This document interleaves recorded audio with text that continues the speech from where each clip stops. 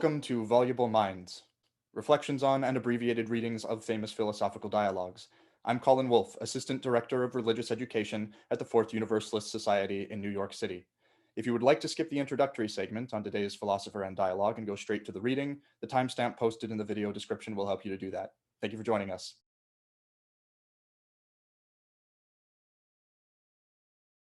Denis Diderot, who lived from 1713 to 1784, is one of those French Enlightenment figures whose familiar name is less popularly associated with his actual ideas than is the case for some of the others we've discussed or mentioned, like Hume, Kant, Leibniz, Voltaire, Locke, Spinoza, Newton, and Adam Smith. Philosophical scholar Victor Nuovo, in his book A Small History of Political Philosophy, describes this as possibly resulting from Diderot's being such an involved facilitator of other people's ideas through his accomplishments as an editor, especially of the French Encyclopédie of the Sciences, Arts, and Crafts. For all this, Diderot did compose a number of interesting philosophical works, and Nuovo also describes him as being the most modern among Enlightenment figures. Nuovo's summary of Diderot's views is hard to improve on, so I will just quote it here from page 135 of Nuovo's book, A Small History of Political Philosophy. Diderot was a philosophical naturalist, a materialist, a proponent of natural science, an atheist, a proponent of a secular state and a secular morality to go with it, an advocate of free love and gender equality, a cultural relativist, and a defender of religious toleration and free thinking.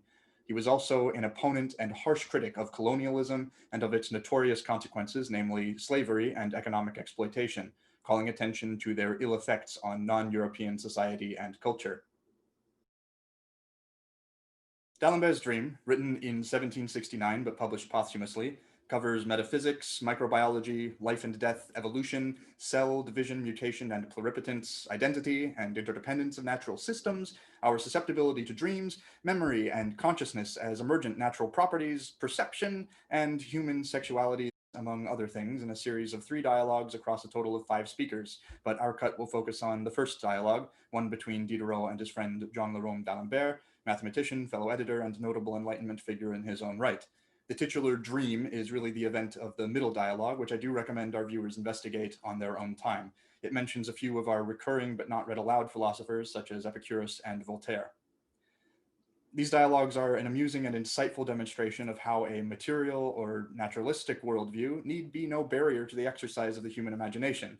Here to prove it is a quote from a segment which we won't be including in our sample. D'Alembert says, "Why am I the way I am? That's because it was necessary for me to be like this. Here, yes, but somewhere else? At the pole, below the equator, on Saturn? If a distance of a few thousand leagues changes my species, what would a distance of a few thousand Earth diameters do? And if everything is a universal flux, as the panorama of the universe demonstrates to me everywhere, what would the changes in a time span of a few million centuries produce here and elsewhere? Who knows what a thinking, feeling being is on Saturn? But is there feeling and thought on Saturn? Why not? Would the sentient and thinking being on Saturn have more senses than I do? If that's so, how unfortunate for the Saturnian. The more senses, the more needs." Diderot, partaking of this dialogic tradition, likes to fictionalize conversations with real people in his life as a vehicle for his ideas. By some accounts, those he made use of in this way were not always pleased with it. In our editing of these dialogues, we've tried to distill Diderot's understanding of nature, his belief in evolution and material causes, while retaining his poetical awe for nature's products.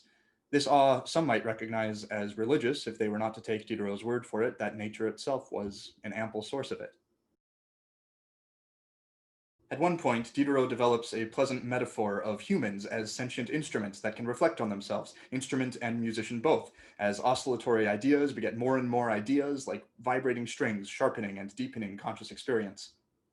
Given that his friend and interlocutor D'Alembert is known as a music theorist who studied wave behavior from string vibrations, this metaphor is clearly pointed, maybe even a little condescending, coming as it does from Diderot.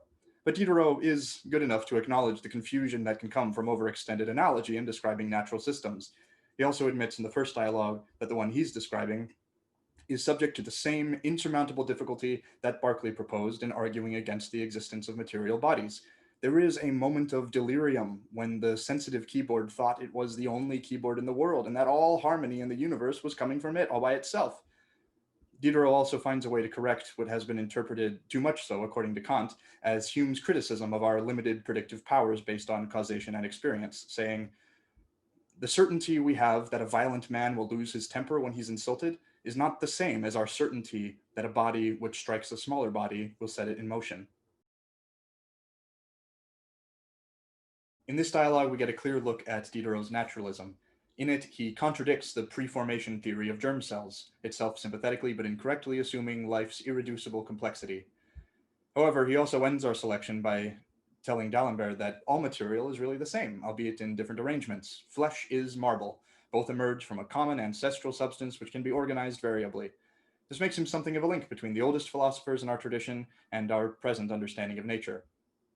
On the one hand, we have the monist pre-Socratics who quibbled over an attempt to pin down a single underlying substance, water for Thales, aperon or boundlessness for Anaximander, and air for Anaximenes. To hear them tell it, water or air could take multiple forms, and thus every material instance was just a rearrangement of that original substance. Moving into a pluralistic view, we have Empedocles, who believed one substance wasn't quite sufficient, but that with four, fire, water, earth, and air, you could get something done. Anaxagoras, who we heard of for his notion of an all-knowing but indifferent cosmic intellect, nous, and the infinite divisibility of matter, brings us back to that preformation theory with his suggestion that the world is composed of seeds that have within them the makings of all objects, but take different forms depending on their precise elemental ratios. Fast forwarding to our present understanding of life in the cosmos, we have identified far more than four elements, but upon cooling sufficiently for nucleosynthesis, the universe seems to have started pretty modestly with just hydrogen and then helium. And biologically speaking, we can be traced to a common ancestor on planet Earth. A complete description of the universe's material composition is complicated, though, by questions like what could be before time began, and ongoing explorations of mind-boggling phenomena like antimatter and dark matter. Diderot also dismisses the notion of Cartesian dualism, a distinction between the united-minded spirit, and rejects the idea of a divine creator. He examines the difference between general awareness and active thought as parts of a continuum with total insensibility. He explores motion and sensation, changes in material and form through processes like digestion and growth. Diderot once or twice almost seems to tend in an Aristotelian direction of nature's perfectibility, in suggesting that all existing things tend towards a certain inherent fulfillment of potentiality, especially when Diderot is talking about latent sensitivity being confirmed by its becoming active sensitivity. But in the later dialogues, he will explain that to the extent an organism tends to a particular end, that end in itself is defined as being suitable to the organism tending to it. So Diderot avoids using a teleological argument by a hare and more or less correctly anticipates fitness, decades before Darwin or the social abuses of that term by Herbert Spencer, not as some universal pre-declared finish line for which all organisms are competing, but merely as a way of gauging an organism within the context of their immediate environment and their bodily and behavioral adaptations to it. But to the extent some unpolished generalizations of evolution are expressed here, we see evidence of a mind that was appreciative of some of its basic mechanisms, that hungered for truth, and would likely have been very receptive to the ideas of Charles Darwin and Alfred Russel Wallace.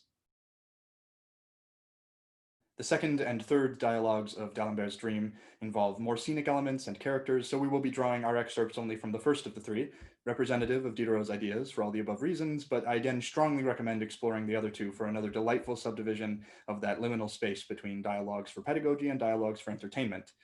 And that latter line, as you will see, foreshadows the dialogue we'll be exploring in the next episode of this Diderot unit, the paradox of the actor. But on that subject of fragmentary treatment of topics and regrettable omissions, I am moved to cite one more otherwise unincluded section from part 2 of D'Alembert's Dream, in which a Dr. Bourdieu complains that they are in danger of skimming over everything and not going into anything in depth, to which one Mademoiselle de l'Espinasse replies, "What does that matter? We're not composing anything, we're having a conversation." I'm joined in reading D'Alembert's Dream by my friend and colleague Jasmine Mack, a member of the community at Fourth Universalist Society. She's kind enough to join us right on the heels of finishing her exams to read Diderot to my D'Alembert. Jasmine is a native New Yorker. She joined the Fourth Universalist Society in November of 2017. She's a religious education volunteer, a co-chair of the Religious Education Committee, and a member of the Board of Trustees. For this educational non-commercial reading, we will be using Ian Johnston's translation. Our thanks to him. Please enjoy these selections from D'Alembert's Dream.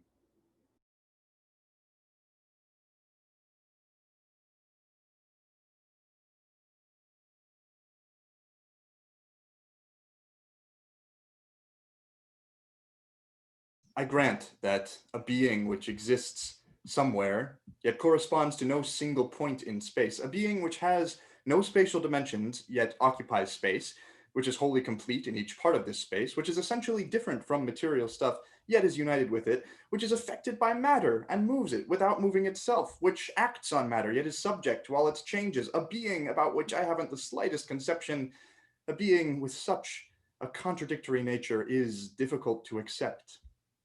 But there are other obscurities waiting for anyone who rejects such a being. For in the last analysis, if this sensitivity which you put in its place is a universal and essential quality of matter, then a stone must feel. Well, why not? That's hard to believe. Yes, for the man who cuts the stone, carves and grinds it without hearing it cry out. I really wish you'd tell me what difference you establish between a man and a statue, between marble and flesh. Not much. One can make marble with flesh and flesh with marble. But one is not the other. Just the way what you call living energy is not the same as latent energy. I don't understand you. Let me explain. The transporting of a body from one place to another is not motion, it's only its effect. Motion is equally present both in the transported body and in the one that remains motionless. That way of seeing it is new. Nonetheless, it's true. If you remove the obstacle which prevents the local movement of a stationary body, it will be shifted. If by sudden rarefaction you get rid of the air which surrounds the enormous trunk of this oak tree, then the water it contains will suddenly expand and it will blow it up into 100,000 fragments. I'm saying the same is true for your own body. All right, but what's the relationship between motion and sensitivity? Could it by chance be the case that you recognize an active sensitivity and a latent sensitivity, just as there is an active and latent force? An active force which manifests itself by displacement, and a latent force which manifests itself by pressure. An active sensitivity, which is characterized by certain observable actions in an animal and perhaps in a plant, and a latent sensitivity, which we would confirm by its transformation into a condition of active sensitivity. Splendid. You've got it. Thus, the statue only has a latent sensitivity, and man, animals, and perhaps even plants are endowed with an active sensitivity. There's no doubt about this difference between the block of marble and fleshy tissue, but you do understand that that is not the only difference. Of course, whatever resemblance there may be between the exterior form of the man and the statue, there is no connection between their internal organic structures. The chisel of the most expert sculptor can't make even an epidermis, but there's an extremely simple process for making latent energy transform itself into active energy. It's an experiment which is repeated 100 times a day right before our eyes, whereas I don't see how one can make a body move from a state of latent sensitivity into a state of active sensitivity. That's because you don't want to see it. The phenomenon is common enough. Please tell me what this common enough phenomenon is. I'll tell you because you don't mind the shame of being told. But it happens every time you eat. Every time I eat. Yes, because when you're eating, what are you doing? You're removing the obstacles which stand in the way of the active sensitivity of what you're eating. You assimilate the food into yourself. You make flesh out of it. You turn it into animal stuff. You make it capable of sensation. And what you do to food, I will do to marble whenever I like. And how will you do that? How? I'll make it edible. Make marble edible. That doesn't seem easy to me. Take the statue which you see. I put it on a mortar, and with some heavy blows with a pestle. All right, then pulverize away. When the block of marble has been reduced into a very fine powder, I mix the powder with some humus or topsoil. I knead them together well. I water the mixture and let it rot for a year, 2 years, a century. The time doesn't matter. When it's all been transformed into almost homogeneous matter, into humus, do you know what I do? I'm sure you won't be eating the hummus. No, but there is a way of uniting that humus and myself, of appropriating it. I sow some peas, beans, cabbages, and other leguminous plants in it. The plants nourish themselves on the earth, and I nourish myself on the plants. True or false, I like this transformation of marble into hummus, and of hummus into the vegetable realm, and of the vegetable realm into the animal realm, into flesh. In this way, I make flesh or soul, as my daughter says, active, sensitive matter. And if I have not resolved the problem which you proposed to me, at least I have come a great deal closer. For you will concede to me that the distance from a piece of marble to a sentient being is a lot farther than from a sentient being to a thinking being. I agree, but for all that, a sentient being is still not the same as a thinking being. So you don't believe in pre-existing germ cells. No, I'm pleased to hear that. it's against experience and reason. It contradicts the experience of anyone who could have wasted his time looking for these germ cells in the egg and in most animals before a certain age. And it contradicts reason, which teaches us that divisibility of matter has a natural limit, although there is no limit to such divisibility in our understanding, and which rejects the idea of an elephant completely formed in an atom, and in this atom another fully shaped elephant, and so on ad infinitum. But without these pre-existing germ cells, the original generation of animals cannot be imagined. If you're troubled by the question of whether the egg came before the hen or the hen before the egg, that's because you assume that animals were originally what they are now. What foolishness! We don't know any more about what they were than what they will become. The imperceptible earthworm, which moves around in the mud, is perhaps in the process of developing into a large animal, and an enormous animal, which astonishes us with its size, is perhaps in the process of developing into an earthworm, and is perhaps a unique and momentary production on this planet. What did you mean by that? I was telling you, but that will make us digress from our original discussion. What does that matter? We'll come back to it or we won't. Will you allow me to leap ahead a few thousand years? Why not? Time means nothing to nature. You'll consent that I extinguish our sun? Happily. All the more so because it won't be the first one to be extinguished. Once the sun goes out, what will happen? The plants will die, the animals will die, and there we have the earth, lonely and quiet. Relight this star, and right away you reestablish the necessary cause of an infinite number of new generations. And I wouldn't venture to guarantee that with the succession of ages, our plants and animals of today would be reproduced or not reproduced among these new generations. Why wouldn't the same scattered elements, once they start to reunite, bring back the same results? Because everything in nature is interconnected. And the man who assumes a new phenomenon or brings back a moment from the past is creating a new world once again. Could you tell me what the existence of a sentient being is in relation to itself? It's the consciousness of having been itself from the first moment of reflection until the present moment, And what is this consciousness founded on? on the memory of its actions. And without this memory? Without this memory, there'd be no itself, since it would not sense its existence except at the moment of receiving an impression. It would have no history of its life. Its life would be an interrupted series of sensations in which nothing was connected. Very good. Now, what is memory? Where does it arise? From a certain organic structure which grows, diminishes, and sometimes is lost completely. So then, if a being which feels and has this organic structure suitable for memory links together the impressions it receives and forms by this linking together a history of its life and acquires a consciousness of itself, then it denies, it affirms, it concludes, it thinks. That's what it seems to me. I have only one remaining difficulty, You're wrong. You still have a lot more difficulties. but one main one. It strikes me that we can think about only one thing at a time, and in order to form a simple proposition, I'm not talking about those enormous chains of reasoning which include thousands of ideas in their development.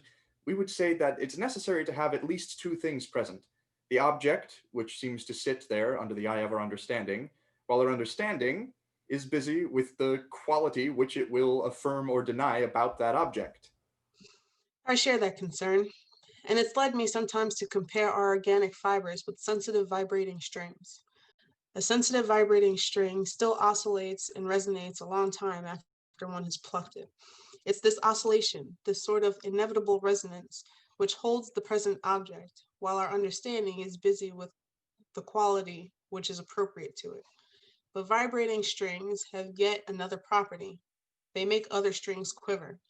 And thus, an initial idea summons a second, and these two a third. and all three a fourth, and so it goes, without our being able to set a limit to these ideas, which are aroused and linked in a philosopher who meditates and listens to himself in silence and darkness.